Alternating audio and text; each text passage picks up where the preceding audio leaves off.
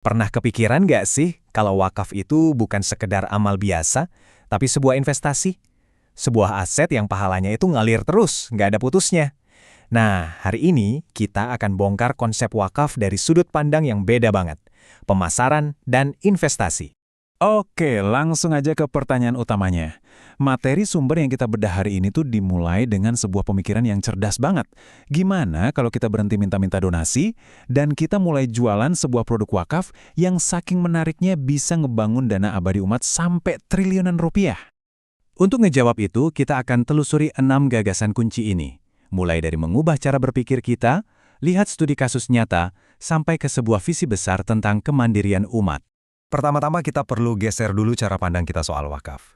Coba deh lupain dulu kata menyumbang. Mari kita anggap ini sebagai sebuah transaksi yang sama-sama untung.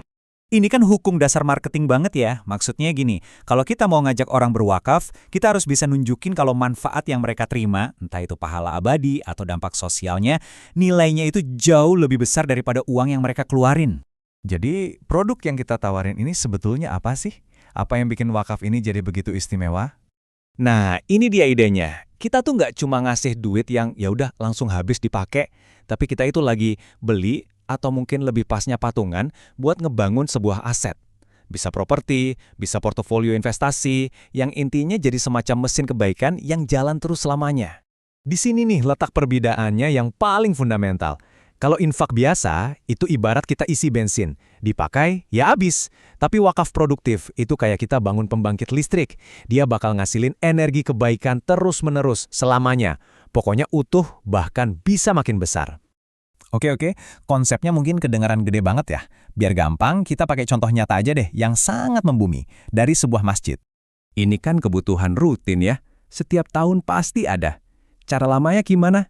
Ya gitu deh, bikin proposal, sebarin kotak amal, berharap duitnya kekumpul.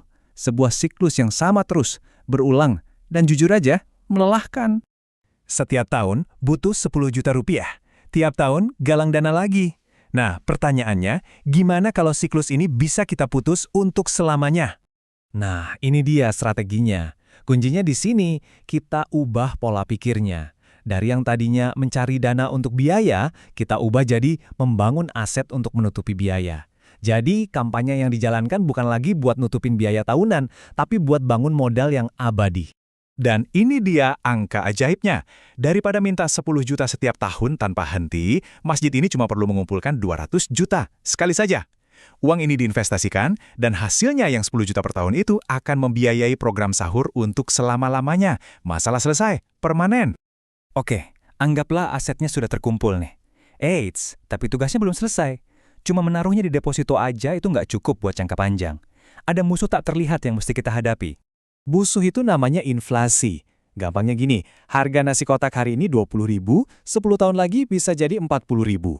Artinya hasil investasi 10 juta yang kita dapat sekarang di masa depan ya nggak akan cukup lagi.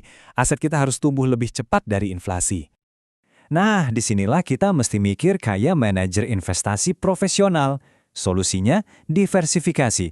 Pindahin dana ke aset-aset yang punya potensi tumbuh. Contohnya saham di perusahaan yang bagus. Jadi tujuannya ada dua, bukan cuma dapat imbal hasil tahunan, tapi juga menumbuhkan nilai pokok dari aset itu sendiri. Dan kita nggak perlu nebak-nebak kok. Kita bisa contek cara mainnya para raksasa pengelola dana abadi, kayak Universitas Harvard atau MIT. Lihat deh, mereka itu menempatkan porsi besar dananya di ekuitas. Kenapa? Ya karena sejarah membuktikan itulah cara terbaik untuk bisa tumbuh jangka panjang dan ngalahin inflasi. Nah, sekarang setelah kita berhasil dengan satu program sahur, coba deh kita tarik gambarnya jadi lebih luas lagi. Apa jadinya kalau model ini kita terapkan secara menyeluruh? Bayangin ya, setelah urusan sahur ini beres selamanya, kita identifikasi kebutuhan rutin berikutnya. Gaji marbot, tagihan listrik, honor penceramah. Terus kita bangun lagi aset wakaf untuk masing-masing pos itu. Satu persatu, kita selesaikan. Ini dia tujuan akhirnya. Sebuah masjid yang nggak perlu lagi muterin kotak amal tiap Jumat cuma buat bayar operasional dasar. Semuanya sudah ditanggung sama hasil investasi dari aset-aset wakafnya. Inilah yang namanya kedaulatan finansial. Masjid yang benar-benar mandiri. Dengar visi segede ini, mungkin awalnya kita mikir, wah mustahil membangun aset miliaran rupiah. Tapi kuncinya, perjalanan ini tuh nggak dimulai dari sana. Semuanya justru dimulai dari hal yang kecil dan nyata. Coba deh, identifikasi satu saja kebutuhan yang paling terasa di komunitas kita. Mulai dari situ. Selesaikan satu masalah itu secara permanen. Kemenangan kecil inilah yang nanti akan membangun kepercayaan dan jadi momentum untuk menaklukkan tantangan yang lebih besar. Dan dengan pertanyaan itulah saya mau menutup bahasan kita kali ini. Coba pikirkan, program rutin apa di lingkungan Anda? Entah itu santunan anak yatim, biaya operasional sekolah, atau bahkan penyediaan air bersih yang siap untuk kita ubah dari siklus donasi tahunan yang melelahkan menjadi sebuah warisan abadi. Terima kasih sudah menyimak.